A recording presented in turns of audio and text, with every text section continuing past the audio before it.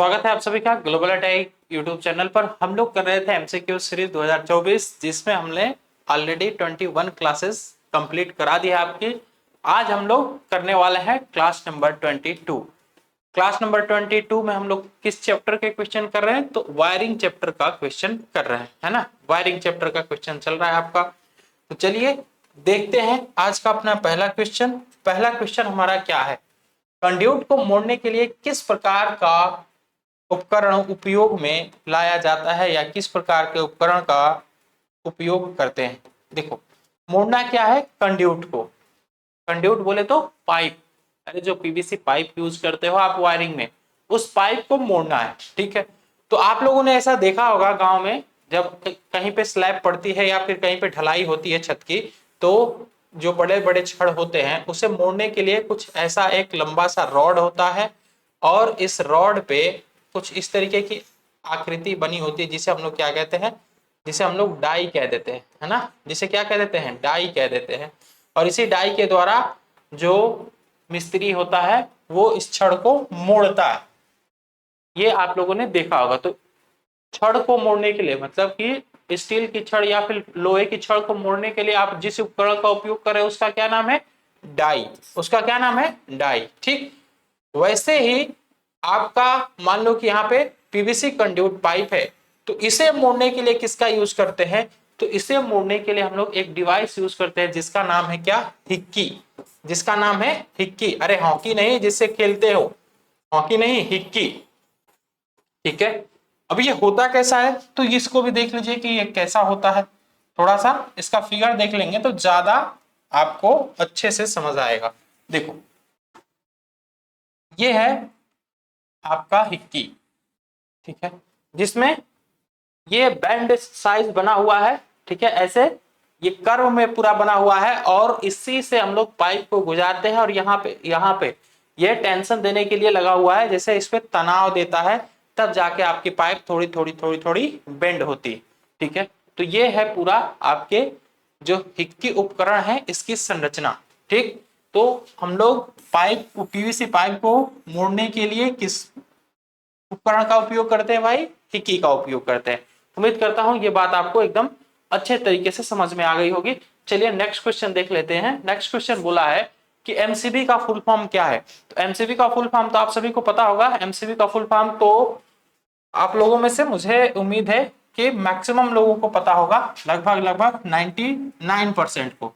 कोई 1% ही ऐसा होगा जिसको नहीं पता होगा। नहीं पता होगा तो भी 1% को भी हम लोग नहीं छोड़ेंगे, सबको साथ में लेके चलेंगे। Miniature miniature circuit breaker, circuit breaker, ठीक है, मिनिएचर सर्किट ब्रेकर।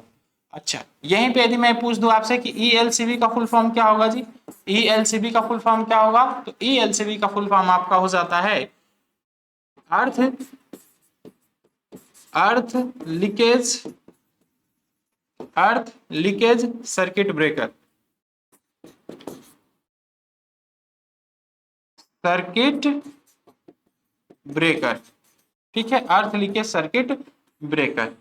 अच्छा, जो आपकी एमसीबी है, ये एमसीबी कहां पे यूज होती है? तो हमेशा इसका यूज हम लोग फेज वायर में करते हैं, हमेशा फेज वायर में करते हैं, ठीक है।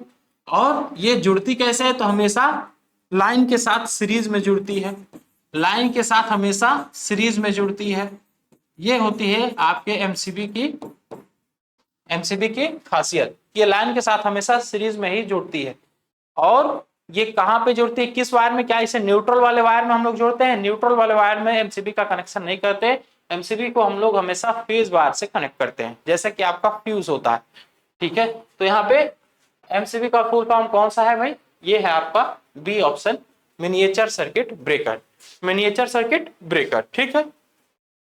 चलो नेक्स्ट देखो, बोल ही दिया है कि what is the purpose of ELCB. अभी हमने ईएलसीबी का फुल फॉर्म बताया आपको। ईएलसीबी को क्या कहते हैं भाई हिंदी में? अर्थ लीकेज सर्किट ब्रेकर, अर्थ लीकेज सर्किट ब्रेकर, ठीक है।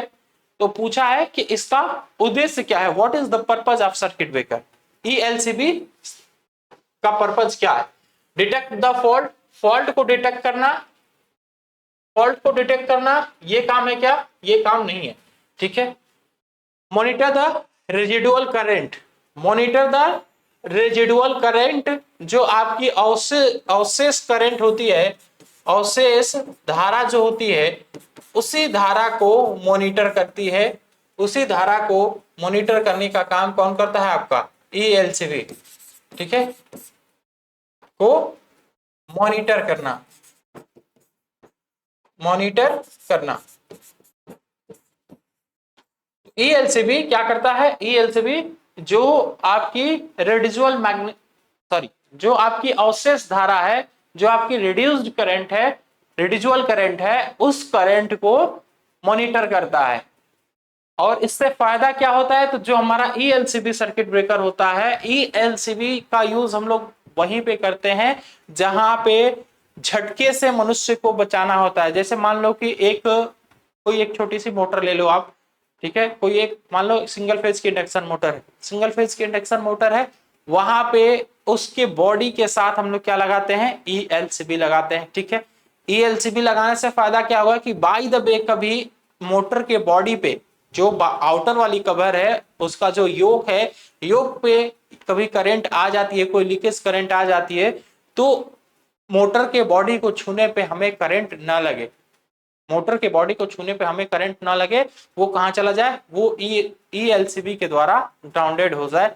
तो इसलिए हम लोग ईएलसीबी लगाते हैं, ठीक है। तो जो भी आपकी रेजिडुअल करंट होती है, उस करंट को मॉनिटर करने के लिए ही हम लोग एमसीबी का यूज करते हैं।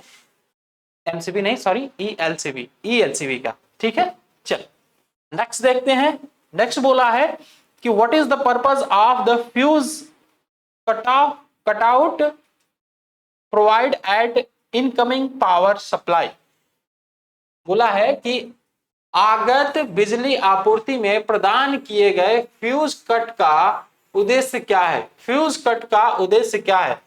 To ensure the line is not overloaded. अच्छा, कहीं पे भी आप फ्यूज लगाते हो, कहीं पे भी यदि आप फ्यूज लगाते हो, तो फ्यूज कहां पे लगाया जाता है? पहले तो ये बता दो, फ्यूज लगाया कहां पे जाता है?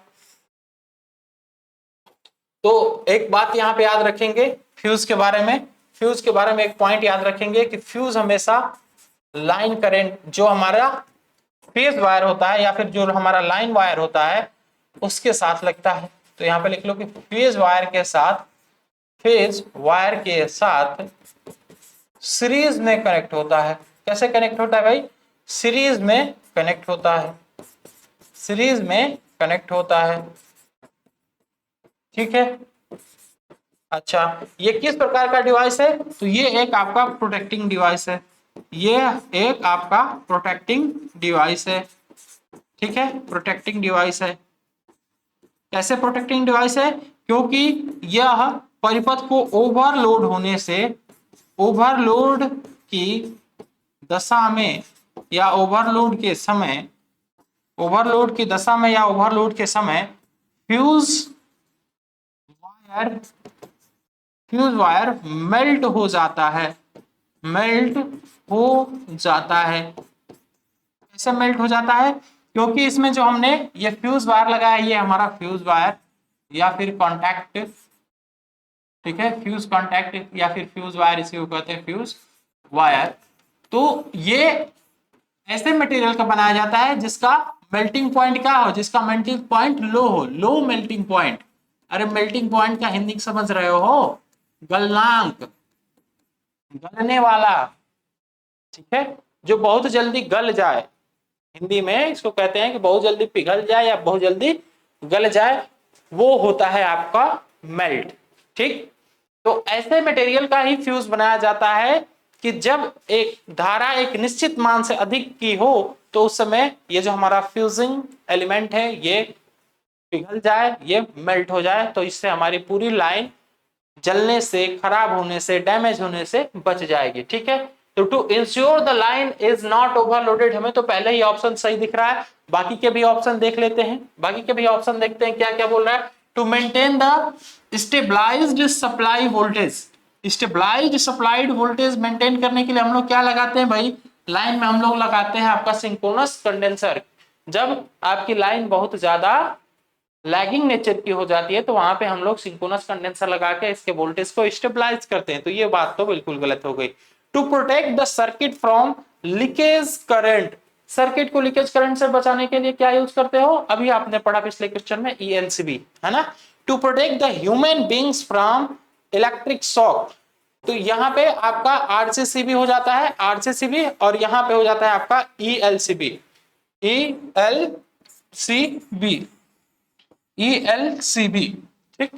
तो ये दोनों तो बिल्कुल ही अलग बात हो गई, ये भी बात अलग हो गई। फ्यूज के द्वारा क्या किया जाता है, तो फ्यूज के द्वारा लाइन को ओवरलोड होने से बचाया जाता है, ठीक है। चल बढ़ते हैं अगले क्वेश्चन की तरफ। चलिए बढ़ते हैं अब आगे, देखते हैं अगला क्वेश्चन। अगला क्वेश्चन है आपका कि what is the use of die stock set. Die stock set हमने अभी आपको कुछ देर पहले बताया है डाई के बारे में, कि डाई किस लिए यूज किया जाता है भाई, रॉड, लोहे की रॉड या फिर स्टील की रॉड को मोड़ने के लिए, ठीक है। और वहीं पे हमने हिक्की के बारे में जिक्र किया था कि हिक्की कंड्यूट पाइप को मोड़ने के लिए यूज किया जाता है, ठीक। यहाँ पे बात कर रहा है डाई स्टॉक की, डाई स्टॉक की बात करें तो डाई स्टॉक होता कैसा, पहले तो ये देख लेते हैं हम लोग। देखो ये है आपका डाई स्टॉक, ये है आपका डाई स्टॉक, और इसमें आपको दिख रहा होगा कि इसमें एडजस्ट करने के लिए यहाँ पे एक पेंच दिया हुआ है, इस पेंच को हम लोग टाइट करके या फिर इस पेंच को ढीला करके हम लोग इसकी मोटाई को एडजस्ट करते हैं, ठीक है। ये कितना डाया का रखना है, ये कितना डायमीटर का रखना है, ये किससे डिसाइड होता है, इस पेंच के द्वारा, इस पेंच के द्वारा, ठीक है। इस पेंच के द्वारा हम लोग डिसाइड करते हैं इसका, ठीक। तो ये तो हो गया हमारा डाई, और जो ये बाहर की तरफ दो हैंडल दिख रहे हैं, ये दोनों हैंडल को हम लोग क्या कहते हैं, इसको कहते हैं स्टॉक। तो इसलिए इसको कह दिया गया die stock set, die stock set, ठीक है। चलिए अब इसका यूज किस लिए किया जाएगा, तो देखिए आपको इसके आकृति देख के ही लग रहा होगा कि ये कुछ, ये जो भाग बना हुआ है इतना, ये भाग क्या करेगा, किसी एक सिलेंड्रिकल या फिर किसी एक वृत्ताकार आकृति पे, वृत्ताकार तो नहीं कह सकते, सिलेंड्रिकल ही कहिए या फिर बेलनाकार कहिए, ठीक है। ऐसे बेलनाकार कोई आकृति होगी तो उस आकृति पे, उस आकृति के बाहरी भाग पे, ये जो बाहरी भाग होगा, इधर का जो बाहरी भाग होगा, इसके बाहरी भाग पे ये क्या कर सकता है, थ्रेड काट सकता है। बाहरी भाग पर, बाहरी भाग पर थ्रेड, थ्रेड का हिंदी क्या होता है यार, बोल चाल भाषा में इसको चूड़ी काटना कहते हैं। अब वो औरतों वाली चूड़ी नहीं, चूड़ी काटना, नट बोल्ट के, नट के ऊपर चूड़ी काटा रहता है, वोल्ट उसी पे आगे की तरफ बढ़ता जाता है, ठीक है। तो दो तरह के चूड़ी इसमें काटे जाते हैं, एक मेल होता है और एक फीमेल होता है, ठीक है। तो जो नट पे काटा जाता है वो मेल रहता है, और जो वोल्ट उस पे चढ़ाया जाता है वो फीमेल रहता है। तो दो तरीके से इसमें चूड़ी काटा जाता है। जैसे कभी कभी क्या होता है, जैसे मान लो ये आपका ऐसे नट बना हुआ है, ठीक है,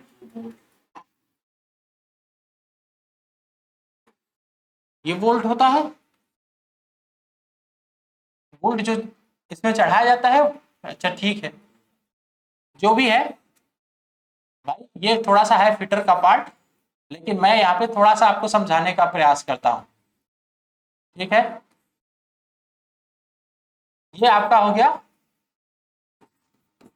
नट और ये हो गया आपका वोल्ट, जो भी है, ठीक। तो इसके अंदर भी, इसके इंटरनल पार्ट पे चूड़ी काटा रहता है और इसके एक्सटर्नल पार्ट पे, इसके बाहरी भाग पे चूड़ी काटा जाता है ना, बाहरी भाग पे, और इसके इंटरनल वाले भाग पे, आंतरिक भाग पे, तब जाके ये नट आगे की तरफ इसमें बढ़ता जाता है। तो ये आपने देखा होगा। उसी तरीके से ये पीवीसी पाइप है, पीवीसी पाइप के ऊपर यदि चूड़ी काटना है तो हम लोग इस डाई स्टॉक सेट का यूज करते हैं, और ये क्या करेगा, पीवीसी पाइप के बाहरी भाग पे चूड़ी काटेगा, बाहरी भाग पे। तो cut external thread on the cylindrical pipe, cut external thread on the cylindrical pipe, यहाँ पे सी ऑप्शन एकदम करेक्ट होगा। उम्मीद करता हूं कि ये क्वेश्चन एकदम बेहतरीन तरीके से आप समझ गए होंगे, ठीक है। चलो बढ़ते हैं अगले क्वेश्चन की तरफ। अगला क्वेश्चन बोला है आपसे कि which classification of accessories the ceiling rose is classified, ceiling rose किस क्लासिफिकेशन के अंतर्गत आता है, सीलिंग रोज जो है आपका वो किस क्लासिफिकेशन के अंतर्गत आता है। तो हमने आपको बताया था कि जो आपकी वायरिंग होती है, वायरिंग में जितने भी आपके सामग्री यूज होते हैं, उसको 5 प्रकार में बांटा गया है। कौन कौन से 5 प्रकार है? तो पहला है आपका कंट्रोलिंग एक्सेसरीज, पहला है आपका कंट्रोलिंग एक्सेसरीज, ठीक है, एक्सेसरीज। दूसरा है आपका होल्डिंग, होल्डिंग एक्सेसरीज। तीसरा है आपका सेफ्टी, तीसरा है आपका सेफ्टी एक्सेसरीज। चौथा है आपका आउटलुक, आउटलुक, आउटलुक एक्सेसरीज। और पांचवा है आपका जनरल, जनरल एक्सेसरीज, ठीक है। तो ये टोटल आपके 5 प्रकार हैं, जिसमें हमने ये आपको बताया था कि जो आपका कंट्रोलिंग एक्सेसरीज है इसके अंतर्गत आपका आ जाता है स्विच, फिर आपका आ जाता है रेगुलेटर, जो फैन का रेगुलेटर होता है जिससे आप फैन की स्पीड को कंट्रोल करते हो, ये आ जाता है आपका कंट्रोलिंग एक्सेसरीज के अंतर्गत। होल्डिंग एक्सेसरीज में क्या आता है? तो जितने भी आपके होल्डर्स होते हैं, सारे के सारे होल्डर्स, चाहे वो आपके बैटन होल्डर हो, पेंडेंट होल्डर हो, इनकैंडिसेंट होल्डर हो, या फिर आपका एडिशन होल्डर हो, या फिर आपका एडिशन स्क्रू होल्डर हो, सारे के सारे होल्डर आपके आ जाते हैं होल्डिंग एक्सेसरीज में। वो इक्विपमेंट जो किसी भी इलेक्ट्रॉनिक्स डिवाइस को होल्ड किए रहता है, वो आता है आपका किसके अंतर्गत? वो आ जाता है आपके होल्डिंग एक्सेसरीज के अंतर्गत। सेफ्टी में क्या क्या आता है? तो वो आ जाता है आपका फ्यूज, फिर आ जाता है आपका एमसीबी, ठीक, और आपका आ जाता है इसमें ईएलसीबी, ईएलसीबी, फिर आपका आरसीसीबी। जितने भी आपके सुरक्षा मतलब प्रोटेक्शन के रिगार्डिंग जितने भी आपके उपकरण यूज किए जाते हैं वो सभी के सभी सेफ्टी के अंतर्गत आते हैं। इनका मेन काम होता है लाइन को सुरक्षा प्रदान करना, लाइन को डैमेज होने से बचाना। और आउटलुक में क्या जाता है? ये आपके सॉकेट, मतलब कि ऐसा उपकरण जो जिसके द्वारा हम लोग सप्लाई को वायरिंग से बाहर लेके आ सके, वायरिंग से बाहर लेके आ सके, तो वो आपका एक सॉकेट ही होता है। सॉकेट के अंदर आप क्या करते हो? ले जाके प्लग को लगाते हो। प्लग जब आप लगाते हो तो उस स्विच बोर्ड से आप सप्लाई बाहर तो लेके आते हो ना। आपने क्या किया? वहां से सप्लाई को बाहर लेके आया, क्या किया? आउट किया, ठीक है। तो उसके अंतर्गत क्या आता है? आपका सॉकेट आ जाता है। इसके बाद ये स्विच के बाद, होल्डर के बाद, फ्यूज के बाद, सॉकेट के बाद जितने भी आपके उपकरण है सभी के सभी उपकरण किसमें आ जाते हैं? सभी के सभी उपकरण आ जाते हैं आपके जनरल एक्सेसरीज में। जैसे कि आपका हो गया सीलिंग रोज हो गया, ठीक है, सीलिंग रोज हो गया, ठीक, फिर आपका हो गया एंगल, ठीक है, एंगल हो गया, फिर आपका एल्बो हो गया, एल्बो हो गया, ये और भी जितने उपकरण हैं ये सभी आ जाते हैं इसी के अंतर्गत, ठीक है। आपका स्विच बोर्ड हो गया, स्विच बोर्ड, वो सभी आपके जनरल में आ जाता है, ठीक है ना। तो क्वेश्चन में क्या बोला है? सीलिंग रोज किस में आता है? किस अंतर्गत, किस सामग्री के अंतर्गत आता है? तो वो जनरल सामग्री के अंतर्गत आता है। ऑप्शन नंबर डी इसमें एकदम करेक्ट आंसर, ठीक। नेक्स्ट क्वेश्चन देखते हैं कि वायरिंग इंस्टॉलेशन परिपथ आरेख का उद्देश्य क्या होता है? वायरिंग इंस्टॉलेशन में परिपथ आरेख का उद्देश्य क्या होता है? To show the physical position of accessories, to estimate the various accessories in the circuit, ठीक है, to inform the reader quickly, to show the systematic connection of the circuit for specific task, ठीक है। तो हमने आपको 3 तरह का circuit बताया था। सर्किट कितने तरीके के बनाए जाते हैं भाई? 3 तरह के सर्किट बनाए जाते हैं। कौन कौन से? एक होता है आपका इंस्टॉलेशन सर्किट या इंस्टॉलेशन प्लान, ठीक। दूसरा होता है आपका वायरिंग, और तीसरा होता है आपका सिस्टमैटिक डायग्राम, या फिर उसी को हम लोग सर्किट डायग्राम कहते हैं। तो ये टोटल 3 तरह के आपके सर्किट 3 तरह के सर्किट बनते हैं। इसमें किसके बारे में पूछा है? सर्किट डायग्राम के बारे में पूछा है। तो सर्किट डायग्राम क्या करता है? सर्किट डायग्राम के बारे में हमने आपको बताया था कि वह डायग्राम जिसमें उपकरण के सिंबल बने होते हैं, उपकरण के सिंबल्स बने होते हैं, सिंबल्स बने होते हैं, उसे क्या कहते हैं? उसे हम लोग कहते हैं circuit diagram. Circuit diagram, circuit diagram का ही दूसरा नाम हमने एक और आपको बताया था, क्या? सिस्टमैटिक डायग्राम, सिस्टमैटिक डायग्राम, ठीक है। तो इसका कभी कभी दूसरा नाम भी पूछ लेता है कि सर्किट डायग्राम का दूसरा नाम क्या है, तो सर्किट डायग्राम का आपका दूसरा नाम क्या बन जाता है? सिस्टमैटिक डायग्राम, ठीक। तो अब क्वेश्चन पढ़िए, बोला है कि वायरिंग इंस्टॉलेशन में परिपथ आरेख का क्या मतलब होता है? परिपथ आरेख का मतलब यही होता है कि जितने भी आपके सिंबल्स हैं, जितने भी हमें उपकरण यूज करने हैं, सभी के सभी उपकरण को परिपथ में दिखाया जा सके, शो कराया जा सके। अब ऑप्शन देख लो, ऑप्शन में आपको कहां पे दिख रहा है? ऑप्शन में डी ऑप्शन में दिख रहा है to show the systematic connection of the circuit for specific task. एक स्पेसिफिक टास्क के लिए सिस्टमैटिक डायग्राम को दिखाना है, क्या होता है आपका, वही होता है आपका सर्किट डायग्राम। और यही चीज तो हमने आपको डिफिनीशन में भी बताया है। डिफिनीशन में भी तो हमने यही बताया है कि जितने भी आपके उपकरण यूज किए जा रहे हैं, यदि आपको बल्ब यूज करना है तो आप बल्ब दिखा दिए, स्विच यूज करना है स्विच दिखा दिए, फैन यूज करना है फैन दिखा दिए, तो एक सिस्टमैटिक डायग्राम आप दिखा रहे हो, ठीक है। इसी का दूसरा नाम, अरे यार इसके दूसरे नाम से भी आप इसको रिलेट कर सकते हो। इसका दूसरा नाम क्या है, सिस्टमैटिक डायग्राम, और यहाँ पे भी बोला है क्या, सिस्टमैटिक कनेक्शन। यहां से भी आप कनेक्ट कर सकते हो, मतलब केवल आंसर ही टिक करना है, तो बाकी समझना है तो ये चीज समझना जरूरी है कि इसमें सिंबल्स, इस डायग्राम के अंतर्गत सारे के सारे सिंबल्स हमें दिखाने जरूरी होते हैं, ठीक है। तो यहाँ पे डी ऑप्शन एकदम करेक्ट हो जाएगा। एल सीरीज एमसीबी के साथ कौन से विद्युत उपकरण प्रदान किए जाते हैं, तो हमने आपको बताया था कि जो आपकी एमसीबी है, एमसीबी तीन तरह की होती है सीरीज में। एमसीबी आपकी तीन तरह की सीरीज होती है एमसीबी की। कौन कौन सी, एक होता है आपका एल सीरीज, ठीक है, एल सीरीज, दूसरा होता है आपका जी सीरीज, और तीसरा होता है आपका डीसी सीरीज। डीसी सीरीज, ये तीन तरह के आपके एमसीबी यूज होते हैं। जो आपका एल सीरीज है ये यूज होता है रजिस्टिव लोड के लिए, जो आपका जी सीरीज है ये यूज होता है आपका इंडक्टिव लोड के लिए, और जो आपका डीसी सीरीज है ये आपके locomotive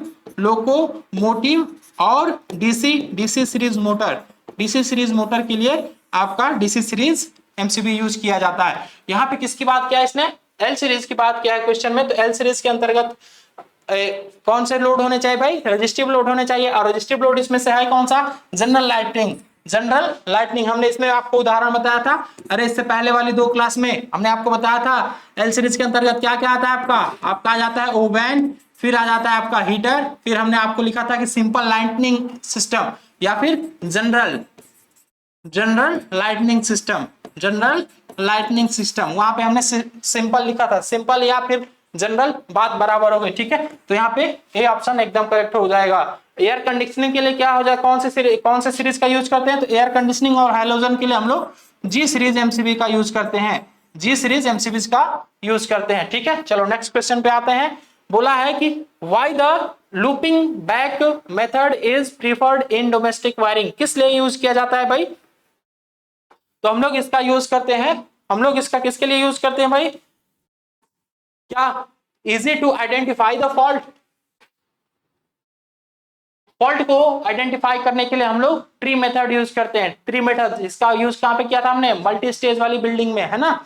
no separate joint are used, हाँ लूपिंग मेथड का प्रयोग इसलिए किया जाता है कि कोई भी अलग से जोड़ हमें बनाने की जरूरत ना पड़े, ठीक है। तो यहाँ पे बी एकदम करेक्ट आंसर बन जाएगा। आप अगला क्वेश्चन देखते हैं कि प्रदर्शित चिन्ह में एक्स क्या दर्शाता है। देखो ये है आपका एक्स, ये है आपका एक्स, और इसके सामने ऐसे एक क्रॉस लिख के यहाँ पे 3 लिखा है, यहाँ पे 3 लिखा है, यहाँ पे भी ऐसे 3 लिखा है, ठीक है, इधर भी आपका 3 ही लिखा है।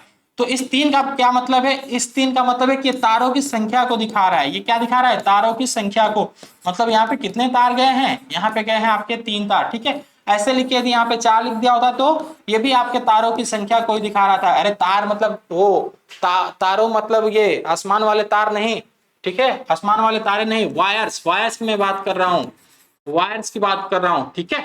तो number of wires run on the limb पर तारों की संख्या। अच्छा और कुछ और देख लो, और भी कुछ दिया है क्या, number of switches to B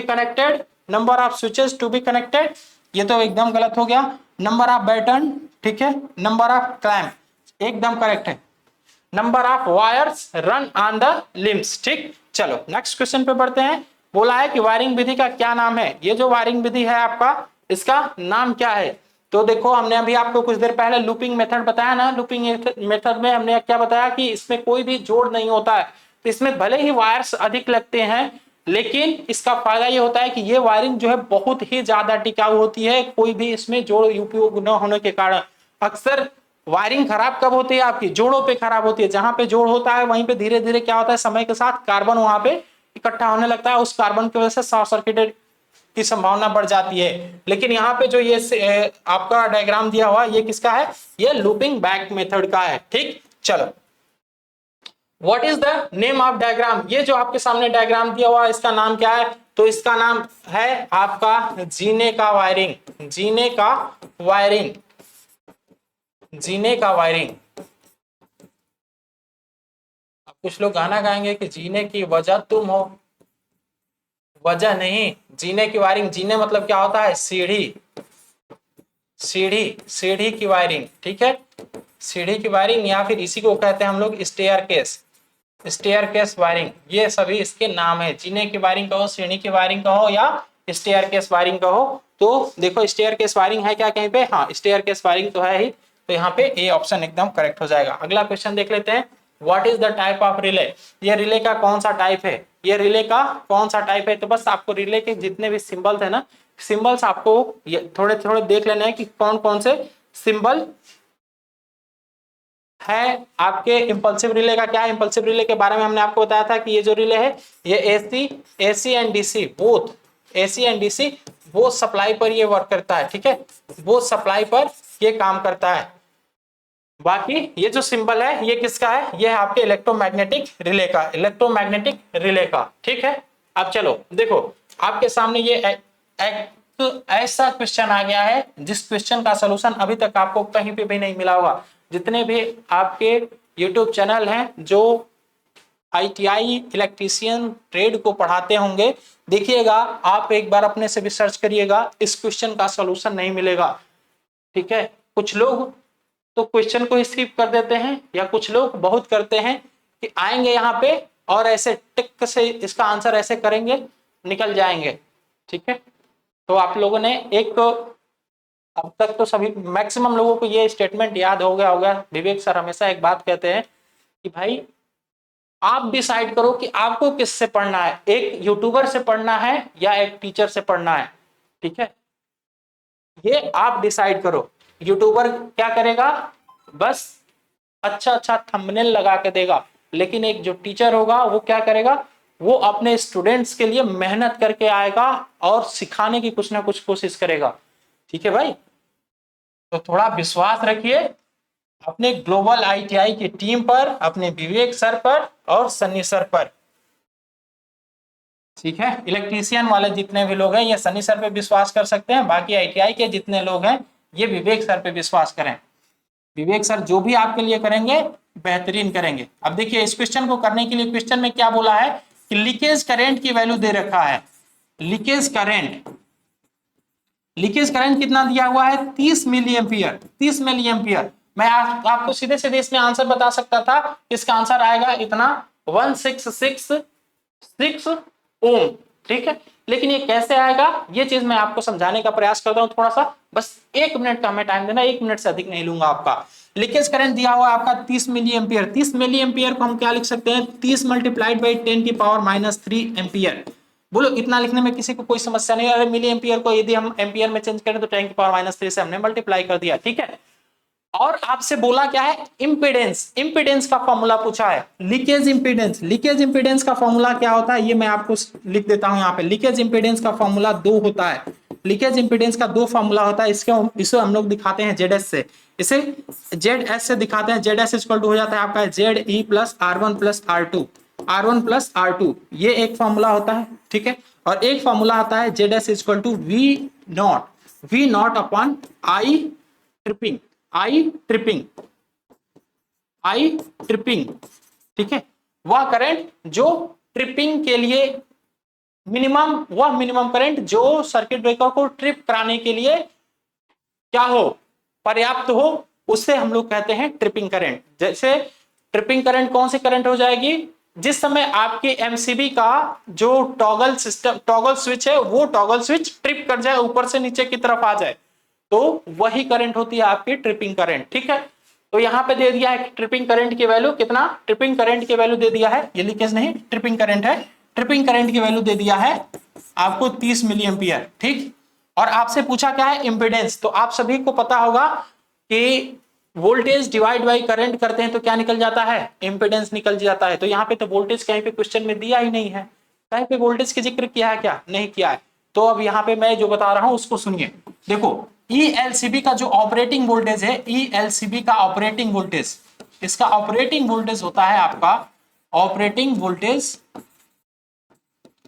50 volt होता है। कितना होता है मेरे दोस्त, 50 वोल्ट। इसको याद रखना कि ELCB का ऑपरेटिंग वोल्टेज होता है 50 वोल्ट, ठीक है। अब आप कहेंगे कि सर इसका तो 220 वोल्ट होना चाहिए, नहीं मेरे दोस्त, 220 वोल्ट नहीं होता है। ये डिवाइस के बाद, जो आपके डिवाइस है उसके मेन कनेक्शन के बाद इसको लगाया जाता है, और ये तभी वर्क करता है जब डिवाइस के अंदर कोई लीकेज करंट आ रहा है, कोई करंट ऐसी है, कोई ऐसी रेडिजुअल करंट है जो रिटर्निंग पाथ में नहीं जा पा रही है, वो डिवाइस में ही रह जा रही है, वहां पे लगाया था, इसीलिए इसका ऑपरेटिंग वोल्टेज कम होता है। ठीक है, तो यहाँ पे देखना वोल्टेज की वैल्यू, यहां से इस क्वेश्चन में देखना V0 की वैल्यू कितना दे दिया, V0 की वैल्यू बाय डिफॉल्ट यहाँ पे हो गया 50 वोल्ट, 50 वोल्ट। ठीक है, और आई ट्रिप की वैल्यू आपको दे रखा है, आई ट्रिप की वैल्यू इतना है, तो यहां से जेड एस नहीं निकाल लेंगे, जेड एस इक्वल टू क्या हो जाएगा 50 डिवाइड बाई 30 मल्टीप्लाइड बाई 10 की पावर -3। अरे 50 बटा में 30 गुणे 10 की पावर -3, तो 10 की पावर जो -3 है ये जब ऊपर जाएगा तो क्या हो जाएगा, तो 50 गुणे 10 की पावर 3 हो जाएगा, 50 गुणे 10 की पावर 3 और बटा में 30, बटा में 30, 3 जीरो से सॉरी 50 और 30 को काटेंगे तो 1 जीरो से 1 जीरो कैंसिल हो गया, 5/3, 5/3 को क्या लिख सकते हैं, 5/3 को हम लोग लिख सकते हैं 1.66 गुणे 10 की पावर 3। ठीक है, तो ये 6 आगे की तरफ बढ़ता ही जाएगा, तो ये कितना आ जाएगा, ये आपका वैल्यू आ जाएगा, ये वैल्यू आपका आ जाएगा कितना भाई, ये आ जाएगा 1666 ओम, 1666 ओम। इंपेडेंस का मात्रक क्या होता है, ओम होता है। ठीक है, बोलो कितना देर लगा, 1 मिनट से अधिक नहीं लगा, बस थोड़ा सा आपको समझाने के लिए इधर मैं आ गया, नहीं तो ये मुश्किल से 10 सेकंड का क्वेश्चन है, 10 सेकंड का क्वेश्चन है। ठीक है, लेकिन अभी तक कहीं पे भी इसका सॉल्यूशन नहीं मिलेगा आपको, नहीं विश्वास है एक बार आप क्रॉस चेक कर लेना मेरी बातों पे, हो सकता है कुछ लोगों को नहीं विश्वास होगा, आप क्रॉस चेक कर लेना, इसके बाद कमेंट में बताना कि सॉल्यूशन आपको मिला था या नहीं मिला था। ठीक है, चलो आगे बढ़ते हैं। यह वायरिंग का कौन सा प्रकार है, इस वायरिंग का प्रकार बताना है। तो देखिए ये तो है आपकी क्लिट वायरिंग, ये है आपकी क्लिट वायरिंग। वायरिंग का प्रकार कौन कौन सा होता है ये मैं आपको थोड़ा सा दिखाने का प्रयास करता हूं। देखिए यहाँ पे है आपका क्लिट वायरिंग, ये है आपका क्लिट वायरिंग। क्लिट वायरिंग में अलग अलग वायर होते हैं, ठीक है, और इसके ऊपर ऐसे क्लिट लगे होते हैं, ऐसे क्लिट लगे होते हैं, तो ये हो जाती है आपकी क्लिट वायरिंग। ये है आपकी केसिंग केपिंग वायरिंग। केसिंग केपिंग वायरिंग में क्या होता है, नीचे आपको एक थोड़ा सा खोखला टाइप का आकृति दिखेगा, जिसको दीवार में ऐसे चिपका दिया जाता है बीट की सहायता से, और उसके ऊपर कवर चढ़ा दिया जाता है, तार को बिछा के इसमें तार को डाल के फिर ऊपर से कवर चढ़ा दिया जाता है, तो वो हो जाता है आपका केसिंग केपिंग वायरिंग। ठीक है, और ये है आपकी सीटीएस वायरिंग, और यहाँ पे बात किया है कंड्यूट वायरिंग की। अच्छा, यही कंड्यूट जो सरफेस पे किया गया है, ये जो सरफेस पे आपको दिख रहा है, यही यदि सरफेस के अंदर हो जाए तो इसे हम लोग कह देते हैं कंसील्ड वायरिंग। इसे क्या कहते हैं, कंसील्ड वायरिंग। यदि यही वायरिंग सरफेस के अंदर मतलब कि दीवार के अंदर से हो जाए या फिर रफ छत के अंदर से हो जाए तो इसे हम लोग कह देते हैं कंसील्ड वायरिंग। ठीक, तो यदि इसे सरफेस पे किया गया तो कंड्यूट वायरिंग, यदि सरफेस से अंदर कर दिया गया तो कंसील्ड वायरिंग। सीटीएस वायरिंग आपकी कुछ इस तरीके की होती है, क्लिट वायरिंग ये है, और ये है आपकी केसिंग केपिंग वायरिंग। ठीक है, तो आपको दिख रहा होगा कि ये जगह जगह पे ऐसे क्लिट लगाया हुआ है, क्लिप ऐसे जगह जगह पे लगा हुआ है, तो ये क्या है, ये है आपकी क्लिट वायरिंग। ठीक, पीवीसी केसिंग केपिंग वायरिंग का फिगर आपने देखा है, पीवीसी केसिंग केपिंग का फिगर ये है आपका पीवीसी केसिंग केपिंग। तो उम्मीद करता हूं कि आज का सेशन आपको बहुत अच्छे से समझ में आया होगा, और जो भी नया हमने आपको सिखाने का प्रयास किया है वो भी आप जरूर सीखे होंगे। ठीक है भाई, तो चलिए आज के लिए बस इतना रखते हैं, फिर मिलते हैं हम लोग नेक्स्ट क्लास में। और भी यदि आपको कोई डाउट होता है तो आप कमेंट सेक्शन में लिख सकते हैं कि सर इस क्वेश्चन को थोड़ा अच्छे से एक्सप्लेन करिए, तो मैं उससे भी एक्सप्लेन करने का प्रयास करूंगा। ठीक है, चलिए बहुत बहुत धन्यवाद आप सभी को।